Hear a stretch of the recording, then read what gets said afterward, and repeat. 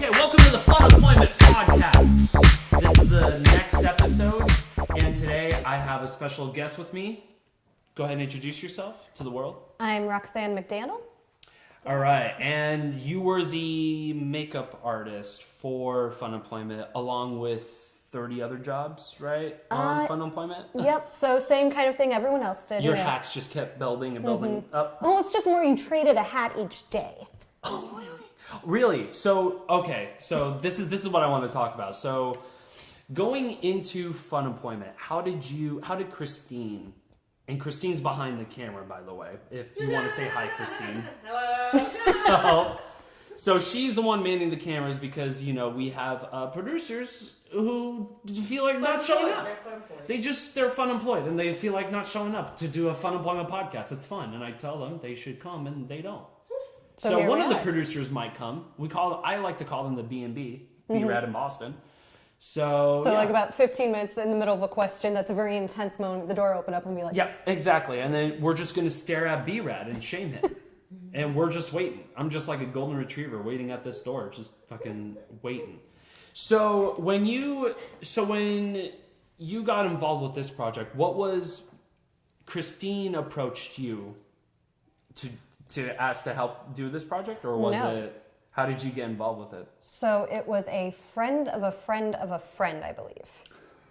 Really? Yes. Okay. So I had just graduated college, I think like 6-7 months before, and I had gone to school for media studies, and I had been working as a makeup artist, and I was working full-time as a account and education executive with a makeup line, which was a really fancy way of saying I sold lipstick. Oh, gotcha. Okay. I was like, wow! Yeah, so it was really so intense. Okay.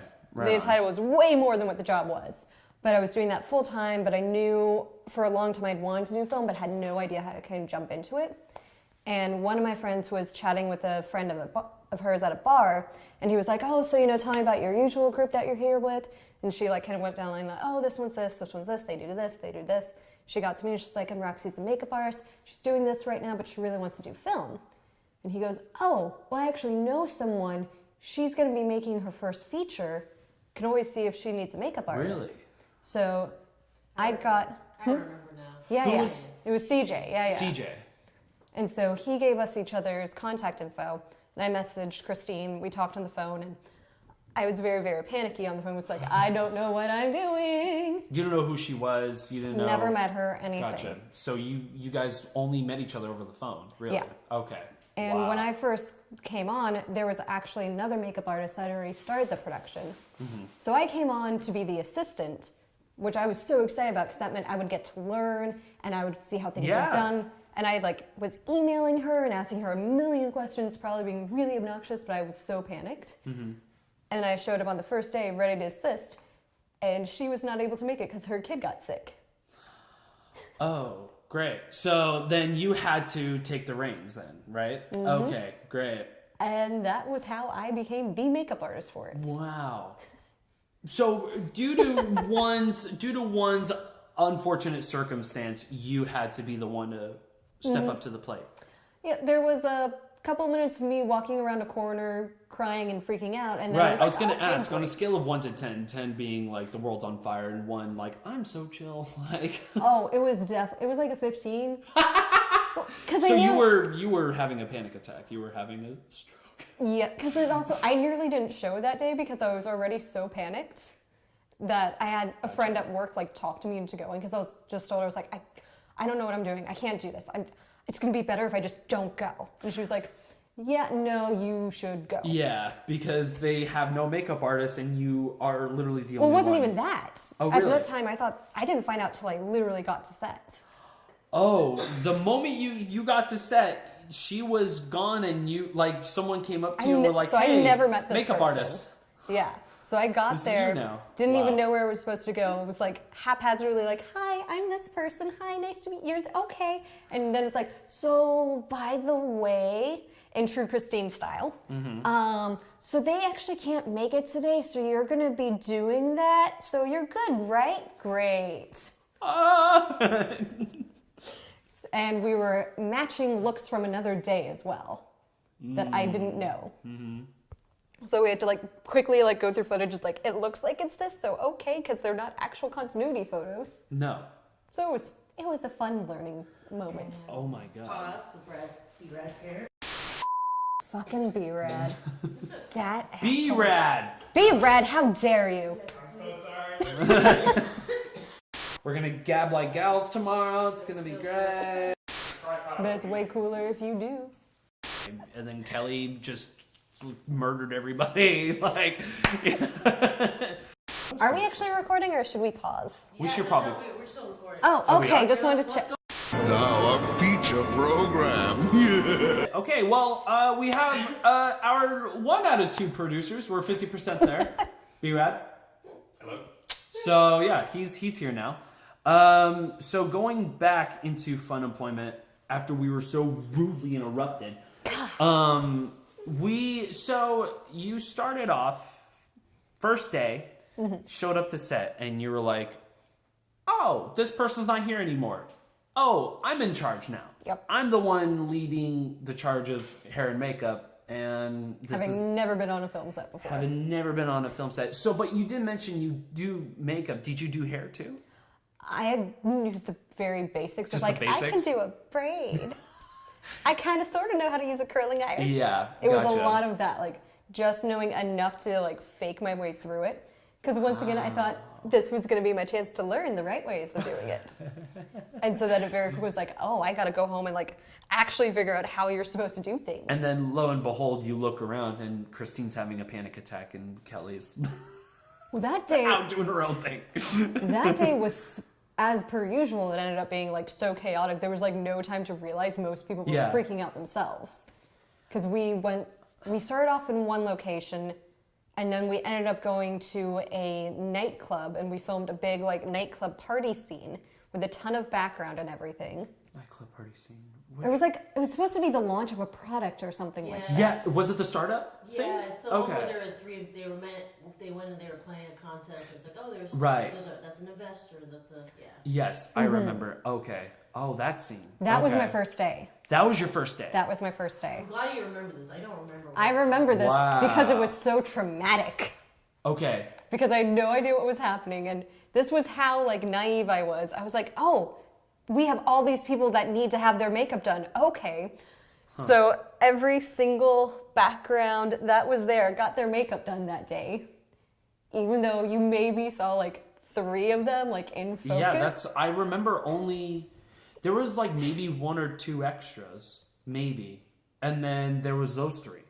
And that was in it. reality, that might have been who you saw. Oh. But we probably had like close to 20 people there total. And I didn't know any better, so I did every single person's makeup. Because I had no idea what I was doing. I didn't understand, like, oh, you just need to focus on these people that will actually be seen. The people that are in that way far back corner, yeah, no, it doesn't matter if their eyeliner's By perfect. the way, no one in production, no one like wanted to chime in and say, hey, you don't have to do the extras. They're not going to see it. It's only going to be these 3. No one said. No, because here was part of the thing. See, that would be a sick joke. It would be. That's like definitely like a hazing thing. That is, very much. No, because So everyone else Christine was hazed so you. accidentally because I had no clue. you had no clue because this was also the day that they had That's hilarious. I'm suddenly blanking the thing that goes up Jib. the jib. Thank you. And yeah, so there was a jib to go up and down and get like a cool like opening shot. Like, oh, this is all the people. Oh, I see. Okay. They'd never used that either. Oh. And it turned out later on that they realized after they'd set the whole thing up, thought they were ready, it was upside down. Shit. Really? So that's why no one knew to tell me. Oh, also when we first got there, no one could figure out how to turn the lights on in the place. So it was like mostly dark. What place was it? Some random bar? Lucky Lounge. Lucky It was a Lounge. Lucky Lounge. Lucky Lounge.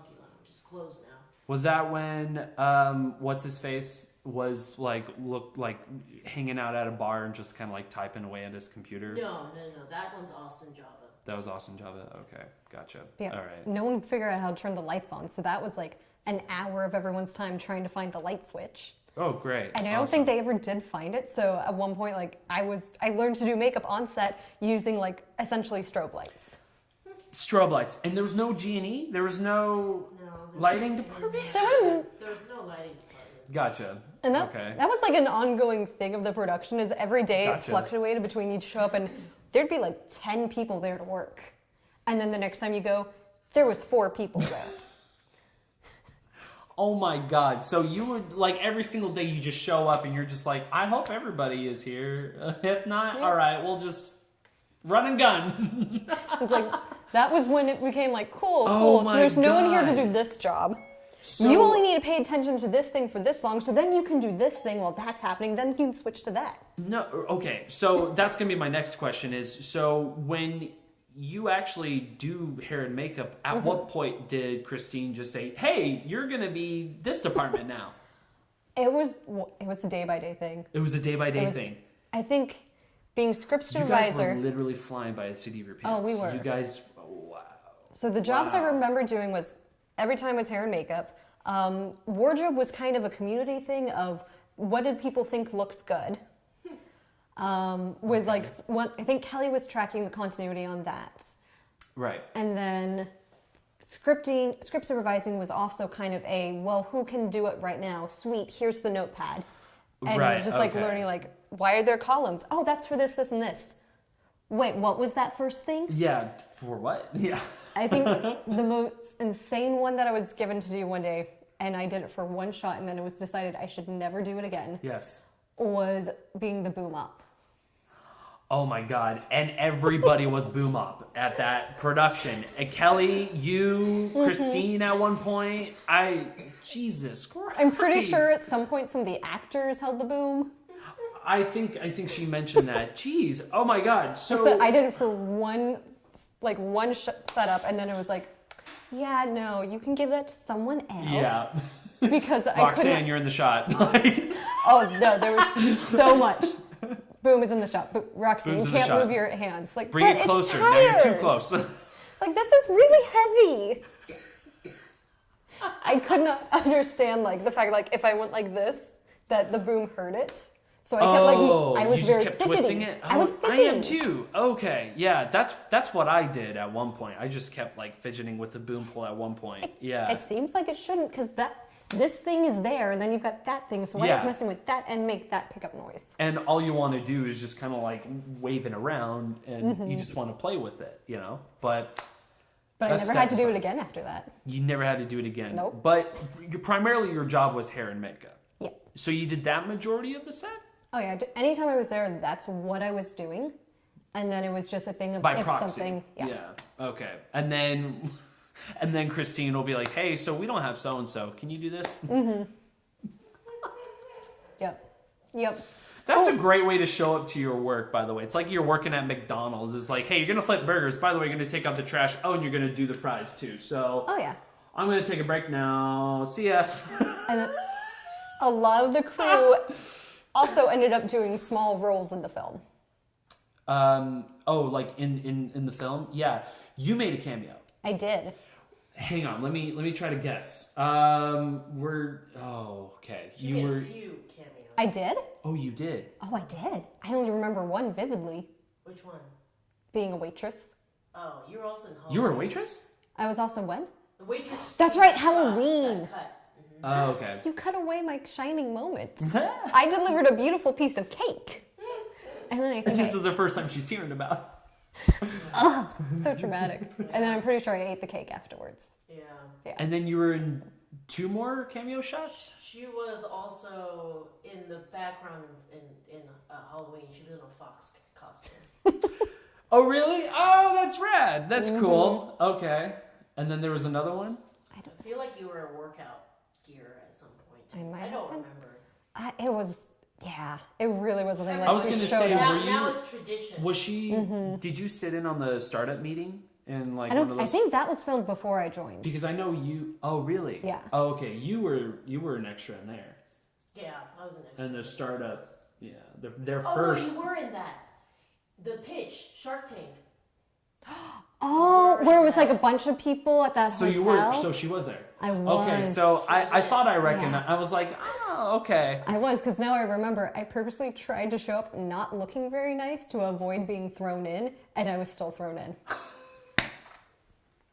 I remember You just this naturally show up to set. It's like, oh, you look fine. It's like, this is a I was like, I fucked didn't up t-shirt and because like I jeans. think the email had said like, hey, try and dress like semi-professional, and I was just like, nope, I had jeans and a t-shirt on. I was like, that's close enough. Really. Wanted to hide in the background. It's Off now a camera. tradition, basically. Like, hey, you're not on a Moth the Flame sit unless you're on the camera. That's true. It's Even very the true. Crew. Yeah. Go That's jump actually in there. really true. We all were an extra. See? Even B-Rad. This is true. Several times. I was. Yeah. Wow. We all, in the grasp of Christine, all have to be thrown into the movie somehow. Without fail will happen. You are not truly part of Moth to Flame until you've been Until thrown you're in just- last minute with no idea what the hell is happening. And then Kelly always says that it's always the day she looks like shit, too. Yep. It's always the day who looks like shit? Kelly's like, you Kelly? always, like, so I started getting ready, like, knowing that maybe I might get No, you start doing that. Like, you look at the call sheet and you see, like, cool, this is this kind of scene. Oh, there's a good chance we're in a public space. They're going to need someone to do something. Yeah. Look nice. So you literally plan your days that way. It's like, okay, I know they're going to film in this park. If I dress at all like a person who's going to the park, I'm going to be in the shot. Oh, yeah. So I'm just going to wear saran wrap. I mean, I feel like that's the safest option. The only days you knew you could really not care was if it was like an intense emotional scene inside of an apartment. Yeah. You were in the clear there. There's no... Oh, okay, gotcha. Because you wouldn't just have a random person in the kitchen just like... That would, oh my gosh, that would be hilarious though. It's just like a random person. Just like suddenly stands up, plate of waffles. It's the boom operator cooking eggs. Oh my god, that would have been hilarious. Oh, that's another thing. I never technically had to do any of the cooking. However, it was also things like, has anyone checked the lasagna in a while? Go check the lasagna. Oh shit. Is it burned or like? No, it never got burnt, but it was just making sure it didn't get burnt so we would have like unburned lasagna. Because we'd be cooking food while we were filming, and that would be our lunch. That was craft services. That was craft services. That's my next question. What was craft services like? What did it consist of? A bag of chips and... On a good day? It got better. It did. I got a talking to, and it got better. But you see, once again, everyone was so new, most of us didn't realize we just showed up and like, there's trail mix, all right, we get a snack. You're filming 15, 20-hour days and you're like, here's a bag of potato chips. Okay, so. Here's a little snack. Another fun story. Yes. So the first day I went, I knew that I was like, oh, we're filming like 2-3 scenes. And so I was texting my husband, it's like, yeah, it's 2 scenes. I mean, how long can that take? That should only be like 4 hours and I'm home. One might assume. Right. Yeah. That's when I discovered like, oh, that's not how this works. Because No. like every couple hours he's like, do you have an idea? When are you coming home? How much longer? And then at like, I think I got home at like I'm trapped. I'm 3, 4 a.m. or something like that. Like it was a late night. And I got home and I was like, is this what they do? Which, I mean, in fairness to Christine. Oh no, that's the, it was that's normal. how it is. That's I the just norm. was so like, Yeah. that's how little knowledge I understood. That to Right. me, I was like, couple scenes, how long can that take to film? That's how I got into it, honestly. Was like me going into set. I thought it was like, hey, we're filming what, 4 scenes today? My first day on set literally took 15 hours that entire day. And I'm like, oh, what? That doesn't sound right at all. And then even Christine was like, actually, that was a pretty good day. We were pretty fast. It's like, fast? What? It's amazing, like, the longer you work in the industry, like, your perception of time and, like, efficiency goes way, way out of wonk. Yeah, it does. But you It's don't like, even know if what you day of the finish, week. like, an 11-hour day, it's like, we wrapped early. Yeah. We did real good. That's when you know it's a great day, when you wrap early, that 11th hour. It's 11th like, hour. yes! We can go home and eat pizza. We can go home and be free. But in Christine's instance, it wasn't the case. It was more like 20 to 30 to 50-hour work days. I think it would really, because we'd also have some days where, like, we'd only be there for 4 or 5 hours. Right, because it would be like one little thing, right? It'd be one thing we had to pick up, or, well, we could only keep someone there till this time, and they were integral to the scene, so, all right, they've got to be at work at 6, so we can film till 5:30. And they weren't available till noon, so that makes sense, because I remembered you told me, like, there was one point when, like, you guys were shooting, it got to the point where scheduling was just a fucking issue for everyone. Oh, yeah. Like, scheduling was just kind of like out the window. So essentially you would have to film, what, in the weekends? Once, like one day out of the weekend to just film, just to shoot something. And then... and that's why it was such a coin toss of how many people we had for production there. Fucking Because if someone was already working... Yeah, you Okay. can't. Oh, shit. That's why there's at least like 4 or 5 DPs Yep. on this production. Because I think even like one of the DPs in the middle of filming moved away, right? Well, yes, yeah. Melina, yep. Yes. Yep, okay. yep. And then that's when you jumped in as DP. Johnny Greenwald jumped. Johnny jumped in. You did. Yep. Alex. did. Yeah. Oh my god. So there was 3 or 4 DPs. There was 4 DPs. 4 Yeah. DPs. Yeah. But I mean, my this God. was one of the things that was kind of amazing about working on this, especially since so many of us were new. It was actually kind of the perfect way to network and meet other people in the industry. Well, because they were all fresh. Everyone was green. Everyone was fresh. Yeah. And since it was a rotating door, you would meet, 5 different people that were on Genie, or, 4 people that would rotate in and out of certain positions. So you actually got your name out there with more people really quickly just by working one film. Yeah. And the funny thing was... I never thought of that. And that's like from Funemployment, I ended up getting so much more work because it would be people like, oh yeah, I was on that set with you for one day. I'm doing this now. I'm working on this thing, and they're looking for someone. Well, with such a small, intimate production team like Funemployment had, it was like, even with a cast too, like it was not a huge cast. It's not a huge crew. So you had nothing but time to bond with everyone. I'm going to correct you on that. It was actually a huge cast because I wrote one-off parts for people. Oh, did you really? Really? Because I liked Was that the their original audition. draft of the script? No, it was not. I liked their audition, and I didn't know how to tell them no because they didn't fit the roles I was actually auditioning for, so I ended up writing roles for them. Oh, Christine. That's so sweet. Because you're so gentle-hearted. You were like, I can't say no. I told have you. to put that I told you.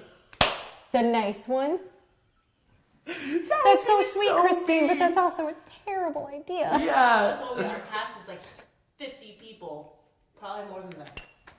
But I pretty much casted all of the working actors in Austin at that time. Oh my god. It was really funny because after doing the film, like you could almost, any set you went on in town, there was somebody that had worked on Funemployment at some point in some capacity. You're right. Okay. But, well, because it's not like a giant town, No. you can definitely run into a lot of people, especially the film industry in Austin itself is not that huge. No, it's not that big, and especially like at that intro level. No. And especially when you have so many people coming in and out of it. And it was kind of thing like, it was like, hey, open call. If anyone wants to learn how to make a film, come learn with us. But what fucking luck, man, that you were able to land this gig, and also, by unfortunate circumstances, the original makeup artist, dropped the gig, and then you had to step up to the plate, and now you are a full-time working hair and makeup artist. Yep. To this day.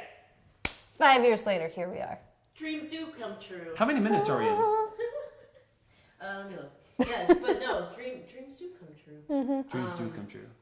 But yeah, that's kind of... Because that would have been the best ender, because I made that full circle. And just fix 30 minutes. Yeah. Was it 30 minutes?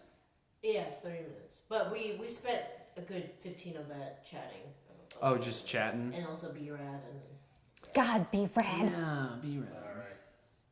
But, it seemed like it was a really fun production to be part of. And also, given its title, Funemployment, like, you guys literally were all like, I fucking abandoned my job to do this shit, dude. Like, I'm investing. No, that was... Because most of us because were you were about... full-time at your previous job. Yes. Yeah. So one of the things that I remember so vividly was working on the film, and then a little while later, the Kickstarter came out, which came out with the trailer. Yes. watching the trailer and I broke down sobbing. Oh. Because I had been laid off from the job I had like a couple weeks before. And the way the trailer was cut, it was the girl walking out with her box of stuff from the office. I had this, I had this. I don't know what I'm supposed to do now. Yeah. And I had been laid off and I had the moment, I was like, I guess I'll really focus on film then. And so watching the trailer, like I broke down crying, messaged Christina, I was like, by the way, this is what's happening in my life right now. I don't know if I told you this, and now I'm sitting here crying because this movie is now my life. That is so sweet. Oh, that's so So wonderful. it was really like a very full circle thing. You really went full circle. Oh, and yeah. I feel like most, even for Christine, like they all, and I remembered even Kelly talked to me about this, and we're probably going to mention in the next episode, but I remember Kelly mentioning that. Like, I remember she was like, yeah, like, I was doing my own thing, and I just remember being thrown into Funemployment and coming full circle. I'm like, fuck, if I didn't do that, I would be miserable right now. I would be 100%. doing my other job, just not having the time of my life that you are now. You And know? I think that was the thing, like, all of us were about the same age, and it was kind of that we were all at that point in our lives where it's like we were kind of figuring things out. I turned 25 during filming, and was on set that day and like just like full on like downward spiraled rant of I'm 25, I don't know what I'm doing in my life, am I doing this, I hate my job but I'm really liking this and I don't know what I'm supposed to do and I was supposed to be at this point but now I'm here and oh my god. That's where I'm at right now. But it was so great being around other people in that moment because everyone That's just looked at true. me and they went, oh honey, welcome to the quarter life crisis, you'll get through it. It's okay. Yeah, we've all been there. You're going to lose a lot of sleep, but, you'll be fine.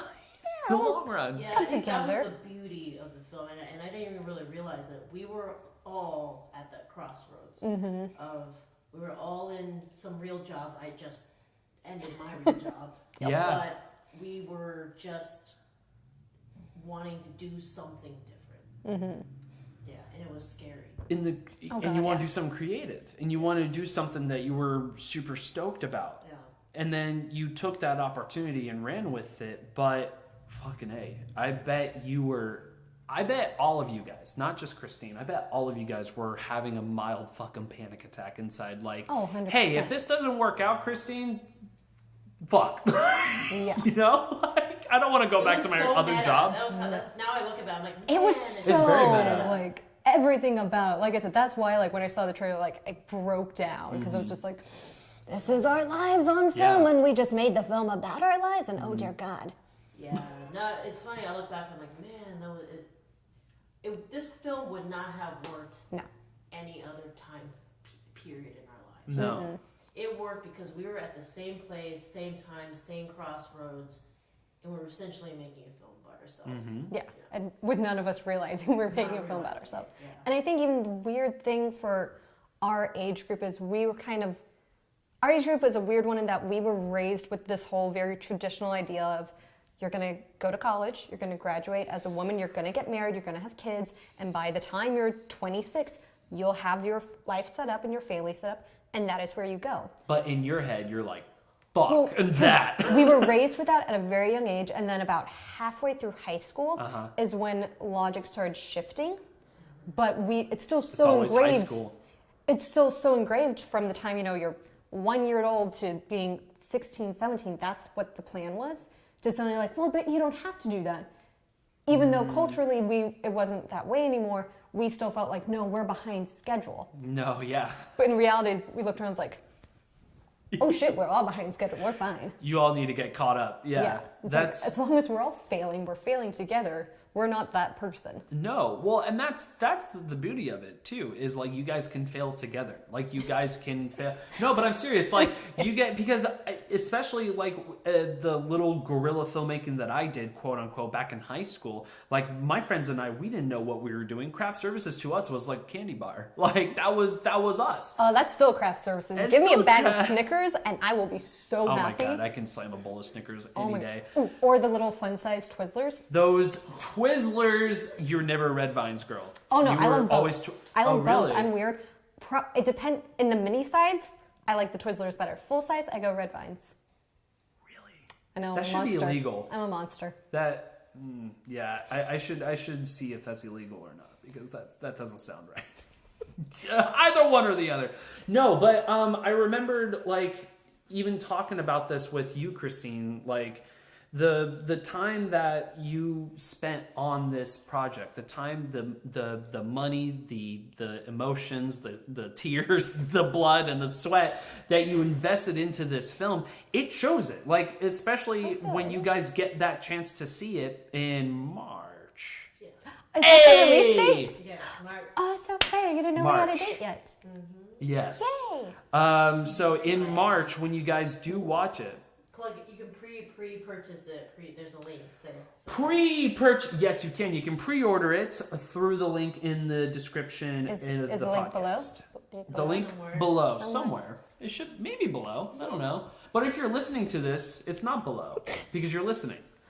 Oh. So look on your phone while you're driving. Don't do that. I'm Press kidding. pause, scroll, find it, click, purchase, then come back, hit play again. Exactly. See, Roxanne just mapped it out for you guys. Bam. Okay. Can't mess that up. So when you guys did invest all that into the film, you guys basically made something, to me, truly special because in of itself, aside from like all the gags and aside from like for whatever reason, like you'll see it when you see it, but I just remember vividly, and I can't stop thinking about it between the transitions of every scene.